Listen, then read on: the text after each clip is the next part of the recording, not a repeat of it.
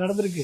எடப்பாடி ஆட்சியில மட்டும் 478 custodial death நடந்திருக்கு. ஓகே, எம்கே ஸ்டாலின் ஆட்சியில 24 கஸ்டோடியல் டெத் நடந்திருக்கு. அப்ப ஒரு ப்ராப்ளத்தை அப்ரோச் பண்ணக்கூடிய புது தலைவராக முதலமைச்சராக நான் தான் வருவேன் என்று கனவு காணக்கூடிய ஒரு நடிகர் விஜய் இந்த கேள்வியை வசனம் எழுதி கொடுக்குறான.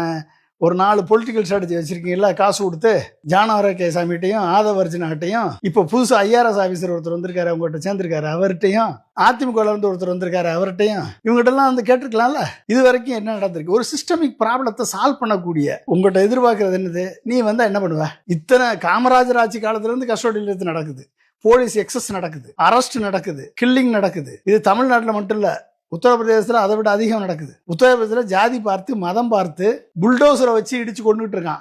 எல்லா ஸ்டேட்லயும் போலீஸ் எக்ஸஸ் நடக்குது.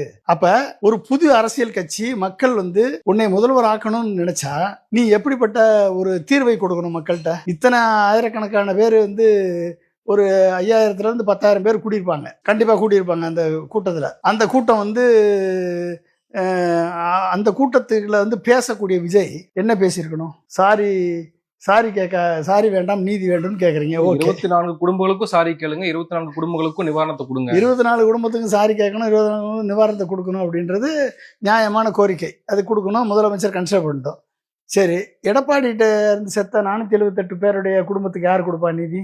எடப்பாடி கொடுப்பாரா? ஏன் அதை கேட்க மாட்டீங்க? ஏன் அதிமுக ஓட்டெல்லாம் நீங்க வாங்கணும்?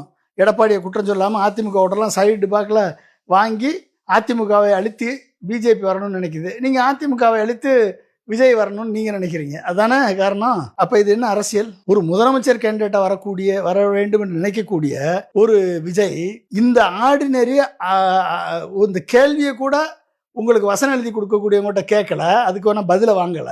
ஓகே, நீங்க எப்படி உங்களால ஒரு தீர்வை கொடுக்க முடியும்? உங்ககிட்ட வேலை பார்க்கக்கூடிய பொலிட்டிக்கல் ஸ்ட்ராட்டஜிஸ்ட சரியான கேள்வி கேட்டு சரியான பதில வாங்கி அதை மக்கள்கிட்ட பேசக்கூட உனக்கு வைக்கல முடியல அப்படின்னா நீ எப்படி IAS IPS அதிகாரிகிட்ட கேள்வி கேட்ப ஆட்சிக்கு வந்த பிறகு?